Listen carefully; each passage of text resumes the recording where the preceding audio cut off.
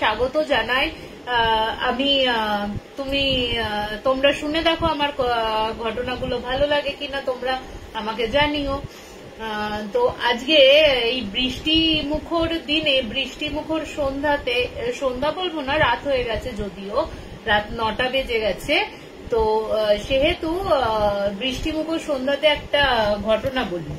এই ঘটনাটা না একজন আমার চেনা পরিচিত, উনি কিন্তু ডিটেকটিভ এজেন্ট আর কি, ডিটেকটিভ রয়েছেন না। তো ওইখান থেকে একটা মানে বলে না যে সব ব্যাপারে যখন মেয়ে বা ছেলের সম্বন্ধ দেখেই হোক বা ইয়ে করেই হোক, একটু বাড়িতে খোঁজ খবর জানানো, খোঁজ খবর নেওয়া উচিত। দরকার হলে ডিটেকটিভদের সাহায্য নিয়েও অন্তত খোঁজ খবর নেওয়াটা দরকার। এরপরে ঘটনাটা হচ্ছে, একটা মেয়ে ব্যাঙ্গালোরে থাকে, মেয়েটি এমএনসি তে কাজ করে এবং তার ফ্যামিলি থেকে মেয়েটির বাবার বন্ধুর সাথে, বাবার খুব ভালো বন্ধু সে, মানে ওনারা একসাথে অনেকদিন কাজ করে, জব করেছেন অনেক একটা কোম্পানিতে। তারপরে উনি, ওই মেয়েটির বাবা একটা ভালো মানে বিজনেস স্টার্ট করে। তো তারপর থেকে ওদের মানে ভালো বন্ধুত্বই, কলিগ থেকে ভালো বন্ধুত্বটা হয়ে যায়। তো এরপরে কলিগ থেকে যখন ভালো বন্ধুত্বটা হয়েছে, তখন দুই বাড়ির যখন লোকজন জানতে চাই, মানে দুই বাড়ির লোকজনের আলোচনাতে ঠিক হয়েছে এই মেয়ের সাথে ছেলেটির আলাপ করিয়ে দেওয়া হবে এবং দুজনের সাথে মানে বিয়ের একটা ঠিক হবে আর কি, বিয়ের জন্য ঠিক হয়েছে। তো যথারীতি নির্দিষ্ট সময় বিয়ে হয়ে যায় এবং মেয়েটির বক্তব্য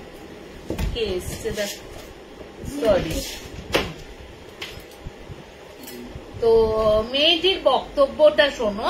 মেয়েটির বক্তব্যটা হচ্ছে, ওনার শ্বশুর শাশুড়ি, ননদ, যা এবং দেওর যে ছিল, দেওরের আগে বিয়ে হয়ে গেছিল এবং ও হচ্ছে বাড়ির বড় বউ।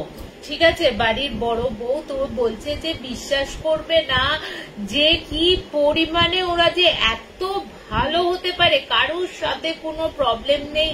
আমি যখন গেছি বাড়ির, ওই মেয়েটিকেও দেখছি, সে বাড়ির মেয়ের মতন রয়েছে। যেটা ননদ, তাদের একটা ছোট ননদ আছে, সে স্কুলে পড়ে, তার যেমন আদর আপ্যায়ন বা আদর রয়েছে, সেই ছোট বউটারও তাই। এবং সে নিজে গিয়েও কিন্তু ওই বাড়ির বড় মেয়েতে পরিণত হলো সেই মেয়েটি। তার কোনো কিছু সন্দেহের অবকাশ নেই। এবার মেয়েটি বলছে যে আমার প্রথম সন্দেহটা হচ্ছে আমার বর হচ্ছে সকালে 2 ঘন্টা, দুপুরে 2 ঘন্টা, মানে দুপুর বা বিকেলে 2 ঘন্টা এবং রাতে 2 ঘন্টা। ও বলে, মানে বিয়ের আগে থেকেই বলেছিল এই 2 ঘন্টা মানে সারাদিনের 6 ঘন্টা সময় ও মন্দিরে, ওদের বাড়ির ওখানে একটা মন্দির আছে, ওই মন্দিরে নাকি টাইম স্পেন্ড করে সে আসে। এবার এটা শুনে তো তারাও খুব ভেবেছিল যে হ্যাঁ বাবা, 2 ঘন্টা মন্দিরে কাটায়, খুব সংস্কারী ছেলে আছে। এবং তার সাথে সাথে তোমার সংস্কারী ছেলে এবং বউয়ের যে চাহিদাগুলো রয়েছে, বউয়ের চাহিদাগুলোও সে পূরণ করছে যথারীতি খুব ভালোভাবে এবং দামি দামি গিফট উপহার দিচ্ছে, যেটা মানে অস্বাভাবিক রকমের দামি দামি গিফট উপহার দিচ্ছে, মানে প্রত্যেক সপ্তাহে নতুন নতুন নিয়ে। আর বলে রাখি, ছেলেটি কিন্তু চার্টার্ড অ্যাকাউন্টেন্ট, ওর নিজের কোম্পানি রয়েছে এবং ও একটা বড় মানে বিজনেসটা ভালো, মানে বেশ পয়সা আলা, মানে নিজের কোম্পানিতে যখন ইয়ে করেছে বেশ বড় পয়সা আলা করে, মানে নিজের চেষ্টাতেই দাঁড়িয়েছে। এরপরে প্রতি সপ্তাহে ওর কিন্তু এবার মেয়েটি বলছে যে আমার যে কোনো সন্দেহ হবে সেদিক দিয়ে কিন্তু কোনো ব্যাপার নেই, যে বাড়িতে আসছে যে ফোনের মধ্যে বিজি হচ্ছে তা না, বাড়ির সকলের সাথে আড্ডা দিচ্ছে এবং রাত 8টার পর ফোনটা বন্ধ হয়ে যায়, কারুর ফোন অ্যাটেন্ড করে না, কিচ্ছু করে না। এবার ও বলছে যে এত ওর ওইটাই মানে হয়েছে। মেয়েটি বলছে যে আমার মনে হচ্ছে যে এত ভালো স্বামী কি সত্যি পাওয়া যায় এই পৃথিবীতে? এত ভালো ছেলে কি সত্যি পৃথিবীতে রয়েছে? মানে যা চাইতে, মানে যেটা আমার বাড়িতে চাইতে না হয়ে যাচ্ছে সেটা তোমার বাড়িতে না, মানে চাইছি তারপরে গিয়ে পাচ্ছি, যেটা বাবা দিত না সেটা আমার স্বামী যা বলাতে যাই ইয়েতে মানে যা চাইছি তাই বলে দিচ্ছে, এবং দামি দামি প্রত্যেক সপ্তাহে গিফট উপহার দিচ্ছে, বাইরে বিদেশে নিয়ে যাচ্ছে। এই করতে করতে মোটামুটি 1 বছর কেটে যায়। এরপরে ওর কাছে একটা হঠাৎ করে উড়ো ফোন আসে। উড়ো ফোনটা কি আসে, উড়ো ফোন বলবো না, কেউ তো ইচ্ছাকৃত ভাবেই জানিয়েছিল ব্যাপারটা। তো ওর ফোনে ফোন আসে যে আপনার স্বামীকে আপনি যেভাবে দেখছেন বা আপনি যেভাবে মানুষটা আবৃত করে রেখেছেন সেই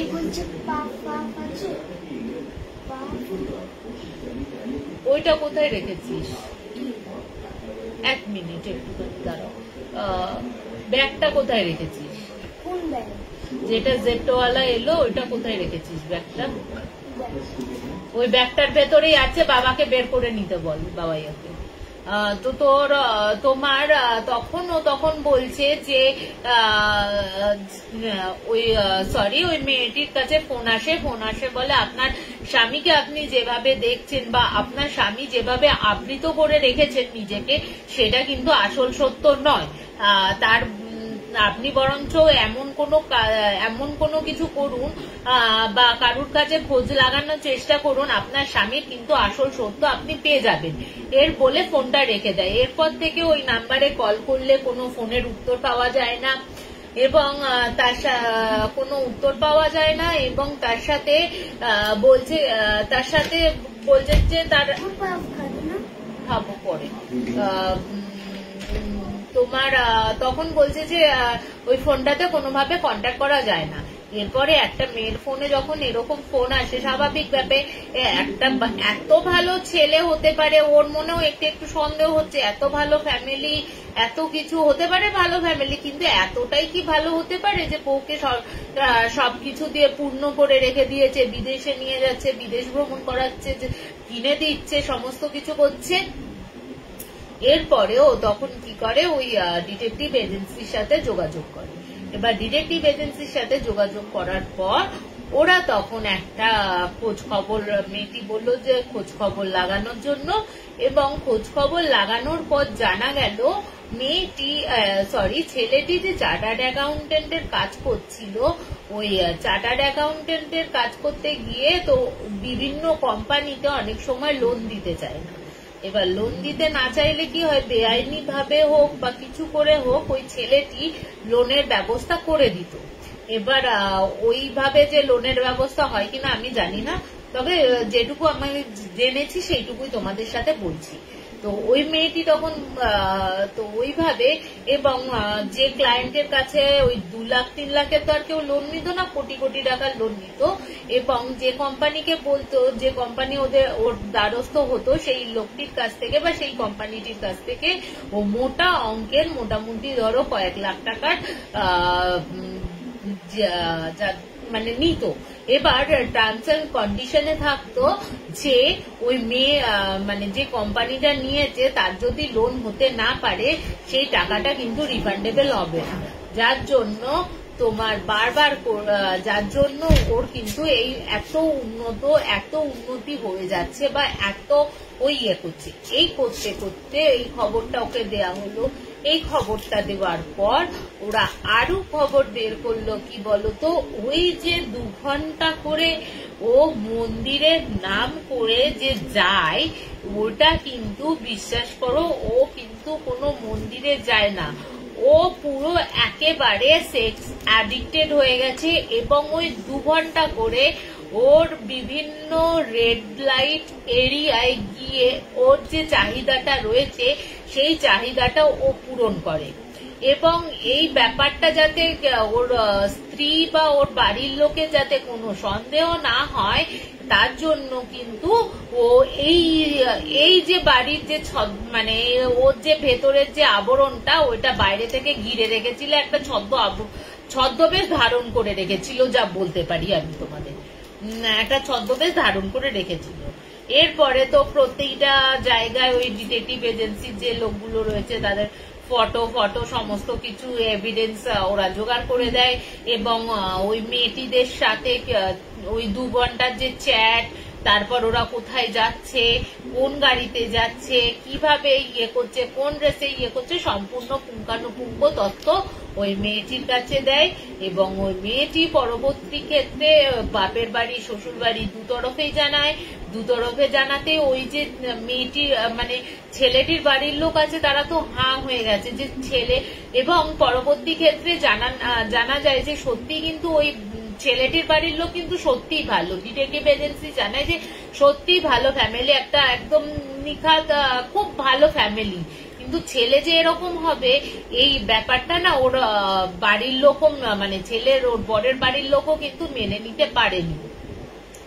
পরবর্তী ক্ষেত্রে ওরা কিন্তু ডিভোর্স হয়ে যায়, এবং ও তো এমনিও চাকরি করতো, কোনো অ্যালুমিনি নেয় নাই, মিউচুয়াল ডিভোর্স হয়ে যায়। এবং পরবর্তী ক্ষেত্রে ওই দিদিটা আবার বিয়ে করে 1-2 বছর বাদে, এবং সুখে সংসার করছে। সে এখন মানে বলতে পারো 2 সন্তানের মা সে। এরপরে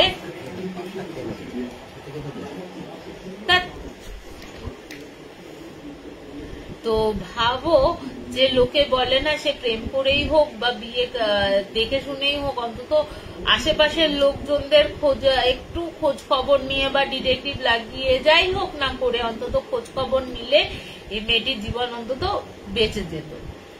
তো এরপরে তোমার কেমন লাগলে, একদম এটা অন্য ঘটনা বললাম কিন্তু, হ্যাঁ একদম মানে কোনো ভূত রিলেটেড ছিল না। তো সুকল্যাণ ভাই গুড ইভিনিং, বাবা গুড ইভিনিং, প্রিয়দর্শিনী দি গুড ইভিনিং, ইন্দ্রাণী দি কেমন আছো, গুড ইভিনিং, তোমরা সকলে কেমন আছো? তো এরপরে আমি চলে যাই একটা ভুতুরে ঘটনা। এই ঘটনাটা ঘটেছিল আমাদেরই সোসাইটিতে। একটা পুলিশ আঙ্কেল আছে, ওই পুলিশ আঙ্কেল যখন প্রথম পোস্টিং হয় রেওয়াড়ির একটা থানাতে, সেই থানারই মানে সেই থানাতে যখন উনি সাব ইন্সপেক্টর, সেই সময়ের ঘটনা। এখন ওই কাকু কিন্তু রিটায়ার করে গেছে। তো ওই কাকু বলছে, আমি যখন প্রথম সাব ইন্সপেক্টর হয়ে ওই থানাতে বসে আছি, তো নির্ঝঞ্ঝাট, খুব একটা ক্রাইমের দিক দিয়ে খুব একটা অসুবিধা নেই, ছোটখাটো ঝুট ঝামেলা ছাড়া তেমন কোনো অসুবিধা নেই। একদিন আমি বসে আছি, দুপুরবেলা বসে আছি এবং কাজগুলো করছি, যে পেন্ডিং কাজগুলো রয়েছে সেইগুলো দেখছি, এবং সেই সাথে সাথে একটা দেখছি যে একটা উস্কো খুস্কো চুলগুলো পুরো ঘাটা একটা, মানে একদম রাজস্থানীদের মতন ঘাগরা আর ইয়ে পরে, মানে একদম রাজস্থানী বলো বা একদম পুরো হরিয়ানবিদার যেরকম ড্রেস পরে, একটা ঘাগরা, ব্লাউজ, মাথায় ওড়না, এরকম একটা, ওড়নাটা নেই, শুধু গায়ে ব্লাউজ আর নিচে ঘাগরাটা রয়েছে। এই একদম উস্কো খুস্কো, একদম মাটি, মনে হচ্ছে মাটি লাগা অবস্থায় এরকম এসে একদম টেবিলের ওপর আছড়ে পড়ে প্রচন্ড ভাবে কান্নাকাটি করছে। কান্নাকাটি ওকে কিছুটা মানে আশ্বস্ত করার পর সে তখন বলল, মানে তাকে জিজ্ঞেস করা হয়েছে যে কি হয়েছে, ও তখন একটা ঠিকানা বলল। ওই ঠিকানাটায় গিয়ে বলছে যে আপনারা ইমিডিয়েট যান, ওই ঠিকানায় ওই বাড়ির মাটির তলায়, মানে রান্নাঘরের মাটির তলায় একটা লাশ রয়েছে, ওই লাশটিকে ব্যবস্থা করুন, ওই লাশটি, এবং আর একটা ঠিকানা দিয়েছে যেটা ওই লাশটির বাপের বাড়ির ঠিকানা। ঠিক আছে, তো বাপের বাড়ির ঠিকানা, তো বললো ইমিডিয়েট যান, ওই হয়তো ওই লাশটা কিন্তু ওখান থেকে গায়েবও হয়ে যেতে পারে, তো আপনারা এই দুটো জায়গায় খোঁজ খবর দিন।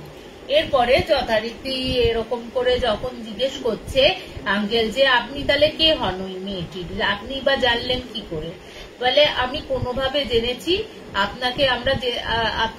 আপনাদের কাছে একটাই অনুরোধ, প্লিজ গিয়ে মেয়েটিকে বাঁচান, হয়তো মেয়েটির লাশটাও মানে বাড়ির লোক কিন্তু পাবে না, ওরা হয়তো পাচার করে দেওয়ার চেষ্টা করবে, মানে লাশটাকে গায়েব করে দেওয়ার চেষ্টা করবে। এই কথা শোনার পর তো সঙ্গে সঙ্গে ইন্সপেক্টর আরো দুজন, ওই আঙ্কেল আরো দুজন সিপাহীকে নিয়ে, লেডিস পুলিশকে নিয়ে চলে যান ওর যে ঠিকানাটা, প্রথম ঠিকানাটা দিয়েছিল, এবং আর দুটো লোককে বলেন যে ওই যে আর একটা ঠিকানা দিয়েছিল বাপের বাড়ির, ওই বাপের বাড়ির ঠিকানায় গিয়ে খবরটা দিতে। এরপরে যথারীতি ওর বাড়িতে যায়। এবার যথারীতি পুলিশ এসছে দেখে তো ওরা ঘাবড়ে গেছে কি হয়েছে ব্যাপারটা, এবং বাড়িতে গিয়ে তখন ওরা বলছে যে আপনাদের বাড়িতে সদস্য কজন, এবং আশেপাশের লোকেদের কাছ থেকে ওরা খোঁজ খবর নিয়েছে, ওই বাড়িতে মোট পাঁচজন সদস্য রয়েছে, তার মধ্যে একটা বউ রয়েছে। পাড়ার লোক তো বলেছে ওই বউটা নাকি তোমার ওদের বাড়ি থেকে বলা হয়েছে ওই বউটা নাকি পালিয়ে চলে গেছে অন্য কারোর সাথে। হ্যাঁ না না নেই, কি চালাবি ফোনটা? একটু বাদে লাগাস, আমার একটুখানি আছে, একটু বাদে হলে আমি দিয়ে দেবো। সরি, একটু বাচ্চা ঘরে থাকলে যা ডিস্টার্ব হয় আর কি। তো যাই হোক, এরপরে তোমার যেটা হচ্ছে, এরপরে ওরা তখন খোঁজ খবর নিয়েছে এবং বাড়িতে জানানো হয়েছে, এবং বাড়িতে গিয়ে বলছে যে আমরা এরকম চারজনই রয়েছে। তখন জিজ্ঞেস করেছে এই ছেলেটির ওয়াইফ কোথায়, তখন ওরা বলছে যে এই ছেলেটির ওয়াইফ একটা চিঠি এনে দেখিয়েছে, চিঠি এনে দেখাতে দেখিয়েছে যে ওখানে লেখা রয়েছে যে একটা ছেলের সাথে পালিয়ে চলে যাচ্ছে। এবং এটা হয়েছে কি, এবং ও যখন বলছে আপনার স্ত্রীর অন্য কোনো হাতের লেখা কিছু রয়েছে, ওরা তখন ওই হাতের লেখা একটা বোধহয় কোনো চিঠিপত্র বা খাতায় ফাতায় কিছু লেখা ছিল ওই মেয়েটির হাতের লেখা থেকে, না ওই হাতের লেখা দিয়ে ওই মেয়েটির ক্ষেত্রে কিন্তু মিলিয়ে দেখে, এবং মিলিয়ে দেখার পর দেখা যায় যে হ্যাঁ সত্যি হচ্ছে ওই মেয়েটির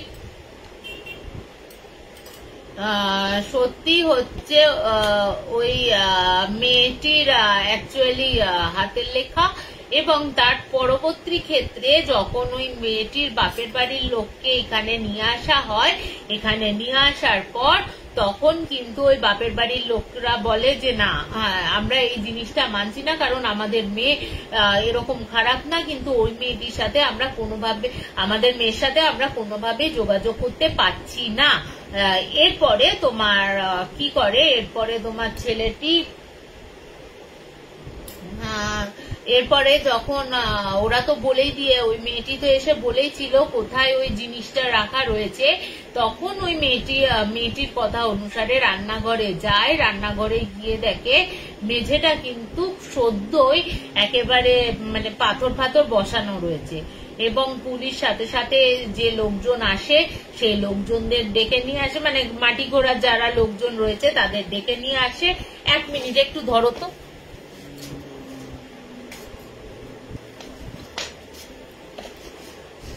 একটু আলোটা জ্বেলে দিলাম না।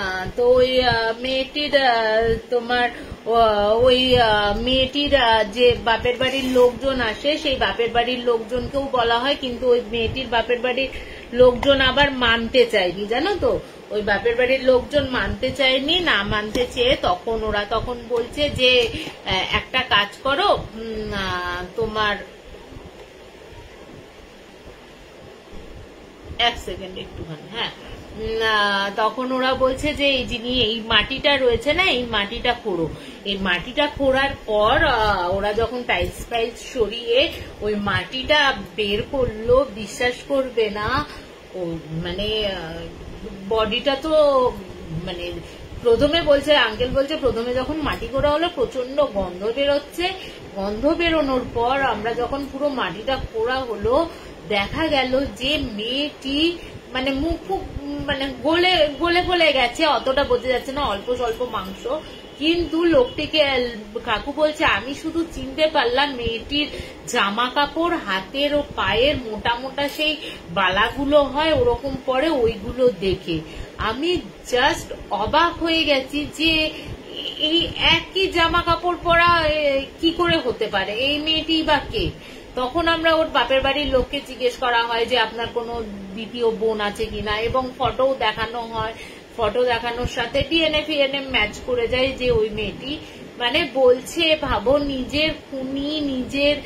পরে তো ওই 4 জনকেই গ্রেপ্তার করা হয়, শ্বশুর শাশুড়ি ননদ আর বরকে গ্রেপ্তার করা হয়। এবং কাকু বলছে যে বিশ্বাস করবে না, ওই যখন ফটোটা দেখছি আর আমার কাছে ওই মেয়েটি যখন এসছে তখন আমি বুঝতে পারছিলাম যে চুলগুলো কেন উস্কো খুস্কো হয়েছিল, কেন মাটি ফাটি লেগেছিল, নোংরা অবস্থায় রেখেছিল।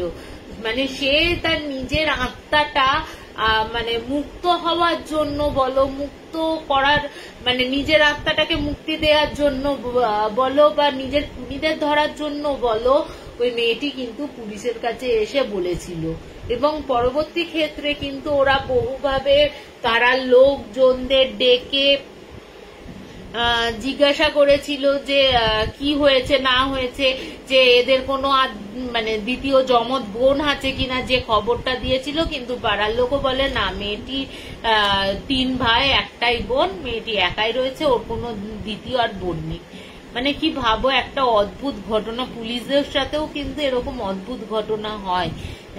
তো ওই কাকুই আর একটা ঘটনা বলেছিল, তোমার ওই কাকু তখন ইয়েতে রয়েছে, ইউপির কোনো একটা থানাতে রয়েছে, না ইউপি না, সরি হরিয়ানারই কোনো একটা জায়গার, আমি জায়গাটার নামটা ঠিক ভুলে গেছি।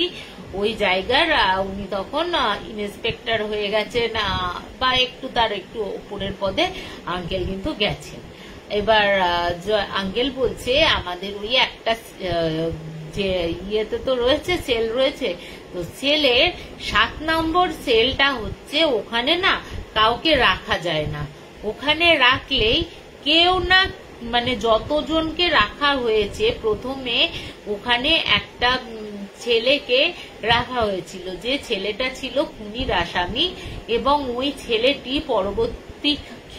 পরবর্তীকালে বলে না যে মানুষ যখন সুইসাইড করে বা কিছু করে, মানুষ যখন সুইসাইড করে তখন সে বসে বসে হোক বা সামান্য কিছুতেই হোক সে সুইসাইডটা করে ফেলে। তো ওই ছেলেটি কি করেছিল, ওই ছেলেটি নাকি ওই মানে সামান্য একটুখানি অতটা ওপর থেকে কোথা থেকে দড়ি জোগাড় করেছিল, এবং ঝুলতে পারবে না এবং ভেঙে পড়ে যাওয়ার চান্স আছে মানে ভেবে বসে বসে জাস্ট গলায় দড়ি দিয়েছিল। এরপর থেকেও ওই 7 নাম্বার সেলে যাদেরই রাখা হয় তারাই কিন্তু ঠিক এক পজিশনে একভাবে কিন্তু তাদের মৃত্যু হয়। তাদের কিন্তু কোনো যে পুলিশি অত্যাচার বলো বা পুলিশি কোনো ঝামেলা বলো, তাতে কিন্তু কোনো কিছু হয় না। ওরা কিন্তু ওই প্রথম ছেলেটি যেভাবে সুইসাইড করেছিল, তখন কাকু ছিল না, অন্য একজন ছিল, তো ও যেভাবে সুইসাইড করেছিল ঠিক সেইভাবে ওই 7 নম্বর সেলে যাদেরই রাখা হয় ঠিক ওরকম বসে বসে গলায় দড়ি দিয়ে মারা যায়। এবং বলা যায় পরবর্তী ক্ষেত্রে ওই 7 নাম্বার সেলটা বন্ধ করে দেওয়া হয়, কিন্তু ওই ভেতর থেকে না ওই ছেলেটির কান্নার আওয়াজ, যে আদার্স যারা রয়েছে তাদের না, কিন্তু যে প্রথমে একদম ছিল তারই কান্নার আওয়াজ, কখনো গোঙানির আওয়াজ, কখনো সে রাগে গড়গড় করছে, ওরকম আওয়াজ কিন্তু আজও ওই সেলটা থেকে পাওয়া যায়।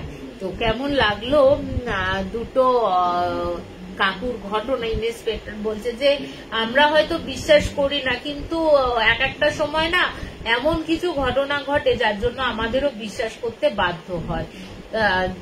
তো কেমন লাগলো এই ঘটনাটা আমাকে বলো একটু। জাস্ট ছোট ছোট 3টে ঘটনা বললাম, যে ছোট ছোট একটা ঘটনা। আর একটা ছোট ঘটনা বলি, ওটা হচ্ছে তোমার কিসের গল্প বলবো, একটা ঘটনা বলি। একটা প্ল্যানচেটের ঘটনা আছে, একটা তোমার প্ল্যানচেটের ঘটনাটাই বলি, বেশ ইন্টারেস্টিং আছে প্ল্যানচেটের। হাই ঈশানীদি, গুড মর্নিং, গুড ইভিনিং, কেমন আছো? তো যাই হোক, আমি কোনো কমেন্ট দেখতে পাচ্ছি না, তাহলে শুরু করে দিই লাস্ট ঘটনাটা, প্ল্যানচেটের ঘটনা। তো প্ল্যানচেটের ঘটনাটা আমারই এক নাচের বান্ধবী আছে, তার দাদার জীবনের ঘটনা। একটু মারাত্মক করুণ পরিণতি হয়েছিল সেই দাদাটির নাম হচ্ছে অমিত। অমিত দা যখন কলেজে পড়ে, এবার বলে রাখি অমিত দার সাথে কিন্তু তার বোনের বেশ খানিকটা ডিফারেন্স ছিল, মানে বয়সের ডিফারেন্সটা অনেকটাই। কারণ যখন দাদা 10-11 বছর বয়স, তখন কিন্তু আমার সেই বান্ধবী নিমিতা কিন্তু হয়। অমিতদা যখন কলেজে পড়ছে, ইঞ্জিনিয়ারিং পড়ছে, এবং ইঞ্জিনিয়ারিং পড়ছে তোমার একটা নামি ইনস্টিটিউট থেকে, খুব মেধাবী ছাত্র, এবং নিমিতাও যথেষ্ট মেধাবী ছাত্রী দুজনেই। এরপরে যখন কলেজে হচ্ছে, কলেজে ও হোস্টেলে থেকে পড়াশোনা করছে নিমিতার দাদা। এবার একদিন হঠাৎ করে তোমার নিমিতার বাড়িতে কল আসে যে নিমিতার দাদা প্রচন্ড অসুস্থ হয়ে পড়েছে, এবং ওর সাথে আরো 4জন যারা, মানে আরো 3জন যারা ছিল, তাদের মধ্যে 2জনের মৃত্যু ঘটেছে, এবং একজন আর অমিতদা হচ্ছে খুব অসুস্থ, গুরুতর অসুস্থ। ওদের বাঁচানো সম্ভব হবে কিনা তা জানা যায়, তা বলা যাচ্ছে না। তো যথারীতি ওরা তো চলে যায়, তোমার পুনাতে পড়তো দাদাটা, পুনাতে চলে যায়। পুনাতে গিয়ে দেখে যে সত্যি যে এবার ছেলের এই অবস্থা, বাড়ির লোক তো ভেঙে পড়েছে। এবার ও ছোট, তখন ওর মা ওকে রেখে এসছে, ওর বাবা, ওর মামা, ওর কাকা, এরা সবাই এসছে। এবার বাড়ির লোকজনদের যখন বলছে যে কি হয়েছে, ডাক্তারদের জিজ্ঞেস করছে কি হয়েছে, তখন ওরা বলছে যে আমরা এখনো কিছু ধরতে পারছি না, কিন্তু আপনার ছেলে মাঝে সাঝে জ্ঞানটা আসার সাথে সাথে কিন্তু আবার সে রেসপন্ড করা বন্ধ করে দিচ্ছে, কেন হচ্ছে বোঝা যাচ্ছে না। এই করতে করতে প্রায় তোমার এই জিনিসটা হতে হতে প্রায় একদিন বাদে কিন্তু অমিতদার মারা যায়। এরপরে তোমার আর একটা ছেলে, ওদের 4টে বন্ধুর মধ্যে 2জনের তো মৃত্যু আগেই হয়েছিল, এবং পরে আমি আসছি কিভাবে মৃত্যু হয়েছিল, কেন হয়েছিল। যে দাদাটা ছিল, আর একটা দাদা বেঁচে ছিল, তো ওই দাদাটির নাম ছিল হচ্ছে নারাংদা। তো নারাংদা বেঁচে ছিল, এবং পরবর্তী ক্ষেত্রে ওদের সাথে যে বাকি ওদের 4জনের সাথে কি ঘটেছিল, সেই ঘটনাটাই ওদের বাড়ির লোকদের, মানে অমিতদা ছাড়াও আরো যে 2জন বাড়ির লোক আছে তাদের বাড়ির লোকদের জানায়। এরপরে যখন সুস্থ হয়ে মানে ও সমস্ত কথা জানতে পারে, ওকে তখন জিজ্ঞেস করা হয় নারাংদাকে যে কি হয়েছিল ব্যাপারটা। এবার নারাংদা বলছে যে অমিতের সাথে আর একজন যে ছেলে ছিল, আর যে 2জন ছেলে ছিল, তার মধ্যে একজনের নাম ধরে নিলাম রনি, আর একজনের নাম ধরে নিলাম পিনা। ঠিক আছে, এই রনি আর অমিত হচ্ছে, এগুলো কিন্তু রনি আর পিনাকের নাম কিন্তু বানানো, নারাং কিন্তু আসল নাম, আর অমিতারও কিন্তু আসল নাম। তো এবার যখন নামটাও দিলাম, নামটাও ভুলে গেলাম, একটা পিনাক বললাম, আর একটা হচ্ছে পিনাকি আর পিনাক দিয়ে দিলাম। ঠিক আছে, তো পিনাকিদা আর ইয়ের মধ্যে ওরা একটা ভিডিও দেখছে, ভিডিও দেখতে দেখতে, মানে অমিত আর পিনাকিদা ভিডিও দেখতে দেখতে ওখানে না একটা প্ল্যানচেটের ব্যাপারটা ছিল। এবার প্ল্যানচেটের ব্যাপারটা যখন হয়, তখন কিন্তু তোমার প্ল্যানচেটের যখন ব্যাপারটা হয়, তখন ওরা ঠিক করে এরকম করে কি আদৌ, এরা কিন্তু তার আগে কিন্তু অমিতদা বলো, নারাংদা বলো, পিনাকদা বলো, বা অন্য কেউ বলো, ওরা কিন্তু বিশ্বাস করতো না জিনিসটা। ঠিক আছে, ওরা কিন্তু বিশ্বাস করতো না এইসব হয়। এবার ওরা যখন মোবাইলে দেখেছে যে এই জিনিসগুলো হয়, যখন পিনাকিদা আর পিনাকদা, নারাংদা এদের সবাই বলছে, তখন ওরা বলছে যে সত্যি কি এরকম হয় নাকি, দূর বোকা, এরকম হয় না, ভুলভাল। তো ওরা তখন কি করে, ওরা কোথা থেকে একটা উইজা বোর্ড জোগাড় করে, উইজা বোর্ড জোগাড় করে এবং ওরা চারজনে যেহেতু একই জায়গায় থাকতো, একই রুমে থাকতো, ওরা যখন সবাই হস্টেলটা রাত হয়ে যায় প্রথম দিন চেষ্টা করে, প্রথম দিন চেষ্টা করতে কিন্তু কোনো প্রবলেম হয় না, মানে কোনো কিছুই সারা শব্দ হয় না। দ্বিতীয় দিন যায়, তৃতীয় দিন যায়, চতুর্থ দিন যায়, এই করতে করতে প্রায় এক সপ্তাহ কেটে যায়। ওরা কিন্তু মানে এক সপ্তাহ কেটে গেলেও ওরা কিন্তু কোনো আশা ছাড়েনি, কিন্তু যে এটা হবে না বা হবে এর কোনো আশা ছাড়েনি ওরা কিন্তু। এরপরে প্রায় মাসখানেক বাদে একদিন ওরা যখন এরকম আবার রাত্রির বেলা প্ল্যানচেট নিয়ে বসেছে, হঠাৎ করে ওদের মনে হলো ওদের যে দরজাটা জানলাটা রয়েছে খাটের, 3টে জানলা আপন বেগে মানে এক নিঃশ্বাসে যেন ভেতর থেকে একসাথে কেউ খুলে দিল। ওরা না তখন একটু ভয় পেয়ে যায়। এবার ভয় পাওয়াতে যখন ওরা জিজ্ঞেস করছে যে আপনি কে কে এসছেন, কোথা থেকে এসছেন, তখন যখন রেসপন্স আসছে, ওরা না কি করেছে বলতো, ওরা না মানে ওই ভয়ের চোটে বলছে আপনি না এখন চলে যান, না বুঝতে পেরে গেছে আপনি চলে যান, এরকম করে না ওরা যে যার মতন আলো ভালো জ্বালিয়ে দিয়েছে। কিন্তু এই ওরা তো পুরো প্রক্রিয়াটা একটা, তো তুমি আত্মাকে ডাকছো, একটা আত্মাকে ডাকার জন্য তো একটা ব্যাপার আছে, যে তুমি আত্মাকে ডাকছো কেন, ইয়ে করছো কেন, একটা তো বিশাল ব্যাপার থাকে না। তো ওই জিনিসটা তোমার ওই জিনিসটা ওরা কিন্তু বুঝতে পারেনি। ওই জিনিসটা বুঝতে না পারাতে তখন ওরা কি করে বলতো, ওরা তখন করে হচ্ছে যে যার মতন তো শুয়ে পড়ে। কিন্তু ওদের ঘরে মনে হচ্ছে, নারায়ণদা বলছে সেই দিন রাত থেকে যেন মনে হচ্ছে ঘরের মধ্যে কেউ যেন সেই ধূপ ধূপ ধূপ ধূপ আওয়াজ করে ঘুরে বেড়াচ্ছে। এবং প্রথম দিন হচ্ছে এরকম আওয়াজ হচ্ছে, ওরা যখন লাইট জ্বালাচ্ছে ওদের কিন্তু লাইটটা মানে ব্লিঙ্ক হয়ে বন্ধ হয়ে যাচ্ছে, আবার ওরা কিছুক্ষণ বাদে আবার একটুখানি চলছে, আবার ব্লিঙ্ক হয়ে বন্ধ হয়ে যাচ্ছে, আবার চলছে, আবার ব্লিঙ্ক হয়ে বন্ধ হয়ে যাচ্ছে, এরকম হচ্ছে লাইটটা বারবার। এবার ওরা তো খুব ভয় পেয়ে যায়। এরপরে নারায়ণদা বলছে যে হঠাৎ করে এবার এরকম যখন ব্লিঙ্ক হচ্ছে, যে সুইচটা বন্ধ তাতেও আলোটা জ্বলছে আবার নিভছে, জ্বলছে আবার নিভছে, এরকম হচ্ছে। তো এরপরে যখন ওরা ঠিক করে যে চারজন চার খাটে না শুয়ে দুটো খাট জোড়া লাগিয়ে কোন রকম ভাবে ওরা শুয়ে পড়বে, দুটো খাট জোড়া লাগিয়ে চারজনে শুয়ে পড়বে। এরপরে ওরা তো যেমন ভাবা তেমন কাজ, ওরা তো দুটো বেড লাগিয়ে শুয়েছে চারজনে মিলে। হঠাৎ করে পিনাকদা উঠে বসেছে, পিনাকদা উঠে বসে ইয়েকে ডাকছে, অমিতকে ডাকছে। অমিতকে ডেকে বলছে যে এই ওঠ, একটা জিনিস দেখ। এবার অমিতা তো ঘুমের চোখে ছিল, বলছে কি হয়েছে। এবার তখন ও বলছে যে না এই দেখ যে জানলার বাইরে কে যেন দাঁড়িয়ে আছে।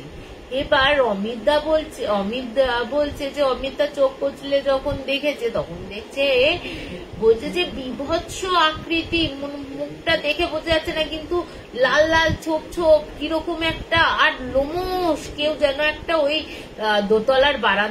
দোতলার ওই জানলার ওখানটা দাঁড়িয়ে আছে। এই দেখে অমিতদা চিৎকার করে উঠে বসেছে। ওর চিৎকারে আরো দুজন যারা ছিল, নারায়ণদা আর পিনাকিদা, এরা দুজনে উঠে দেখে ওরকম। এবার কে কে কে কে করছে, তো কে কে যখন করছে দেখছে চোখের সামনে ওটা অদ্ভুত ভাবে মিলিয়ে যায়। বলছে সেই দিনটা তো প্রথম গেল, তারপর থেকে নারায়ণদা বলছে কন্টিনিউ 7 দিন আমরা কেউ ঘুমাতে পারিনি।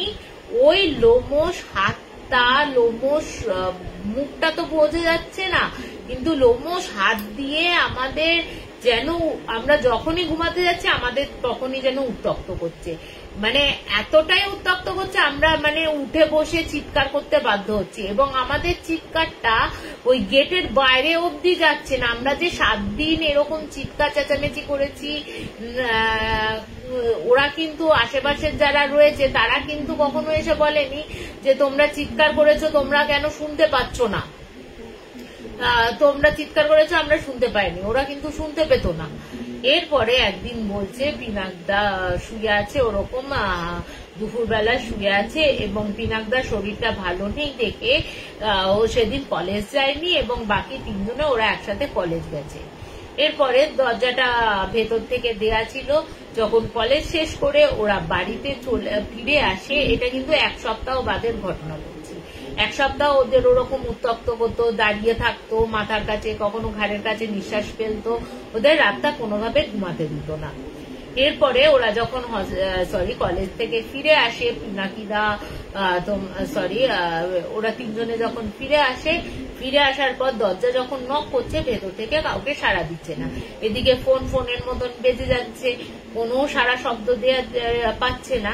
এরপর যখন আশেপাশের সিনিয়র দাদারা চলে এসছে, ফলে মানে হস্টেলের যে সুপার আছে সে চলে এসছে, যখন দরজা ভাঙা হয়েছে, দরজা ভাঙার পর দেখা যায় ওর ঘাটটাও এরকম সোজা হয়ে শুয়ে রয়েছে, ঘাটটা পুরো মুচড়ে পেছনের দিকে করা, হাত পা গুলো বেঁকা এবং তার যেন চোখগুলো যেন কুবলে কেউ খেয়ে নিয়েছে। তার পায়ের অংশ, তার গায়ের অংশ, মানে পুরো বডিটা নেকেড এবং পুরো সারা শরীর থেকে কোবলানো মাংস খাওয়া এবং রীতিমতো দাঁতের, মানে কোনো একটা যে মানুষের দাঁত, যে কোনো ধারালো মানুষের দাঁত হলে যেমন হয় সেরকম ধারালো দাঁতের চিহ্ন রয়েছে। এরপরে যথারীতি তো পুলিশকে খবর দেওয়া হয়, পুলিশ আসে, পুলিশকে খবর দেওয়ার পর পুলিশ এসে বডি নিয়ে যায়।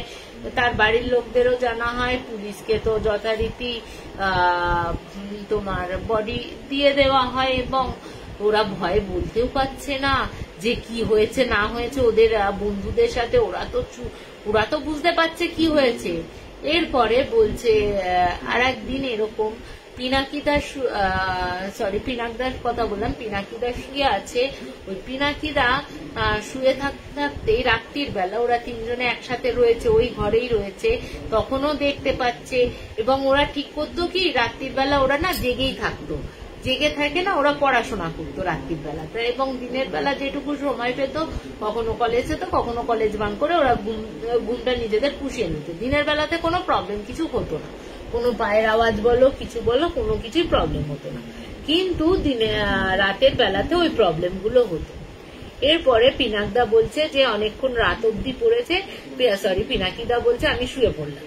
তো শুয়ে পড়েছে এবং তার সাথে সাথে নারাংদা আর অমিতদা বলছে আমি একটু বাথরুম থেকে আসছি, এসে তারপর আমরাও শুয়ে পড়বো। তো নারাংদা বলছে তাহলে চ আমিও যাচ্ছি। এবার পিনাকিদাকে বলছে তুইও যাবি না কি বাথরুমে, তুই একা থাকবি? তখন বলছে না আমি একা থাকছি, তোরা দুজনে যা। এরপরে যখন গেছে ওরা দুজনে ফিরে যখন এসে দেখছে, বিশ্বাস করবে না তোমরা, মানে ওই নারাংদা বলছে যে ওর বুকের এখান থেকে না মানে কেউ যেন চিড়ে দিয়েছে, এরকম ভাবে চিড়ে দিয়ে হাড়টাকে বের করে এনেছে, বের করে এনে মানে আধা খেয়েছে হাড়টাকে আধা খেয়েছে, খেয়ে ও আর বাদবাকি বডি ইনফ্যাক্ট আছে, শুধু বুকের এখান থেকে হাড়টাকে কুবলে ইয়ে করেছে, ও তো মারা যায়। এবং যথারীতি ওই দেখার পর ওরা দুজনও কিন্তু খুব অসুস্থ হয়ে পড়ে এবং ওই জিনিসটা হয়তো অমিতদা পারেনি, ওই ট্রমাটা নিতে পারেনি, তার জন্য কিন্তু অমিতদারও কিন্তু মৃত্যু হয়। এবং নারাংদা কোনোভাবে হয়তো ঠাকুর বিশ্বাস, নারাংদা বলছে আমার বাড়িতে না ওর দিদা নাকি তোমার একটু ঝাড়ফুঁক বা এরকম তন্ত্রমন্ত্রের কিছু জানতো বলে ওর কাছে একটা তাবিজ ছিল, তো ওই তাবিজের জোরেই হোক বা ওর ভাগ্যের জোরেই হোক ওই নারান্দা কিন্তু বেঁচে যায়। তো এই যে বলে না ইয়াং ছেলেপুলেরা যে আজকালকার যে হঠাৎ করে আমি প্ল্যান সেট করবো, দেখবো ভূত আছে কিনা, ভূতকে ডেকে নিয়ে আসা, এগুলো ভাই করো না, জাস্ট করো না, এগুলো মারাত্মক খেলা। যারা এমনিও আমরা যারা গল্প বলি, যারা দেখিনি বা যারা প্যারানর্মাল ইনভেস্টিগেটর, তাদের একটাই কথা ভাই এগুলো জিনিসটা করো না, ওদের পেছনে কাটি মারার কোনো দরকার নেই। তোমার অনেক কাজ থাকে পৃথিবীতে, অনেক কাজ রয়েছে, না থাকলে ভাই বসে থাকো এমনি সিম্পলি, ওই ভূতদের নিয়ে অন্তত কোনো কাজ কারবার করতে যেও না। তো কেমন লাগলো আমার ঘটনা? কেমন লাগলো আমার ঘটনা আজকে আমি এখানেই শেষ করছি। আমাদের উত্তরটা দিও, আমি তোমাদের একটু বাদে কমেন্টের উত্তর দিচ্ছি। তো গুড নাইট তাপসীদি এখন এলে, গুড ইভিনিং তাপসীদি, আমি এখানেই শেষ করছি, গুড নাইট।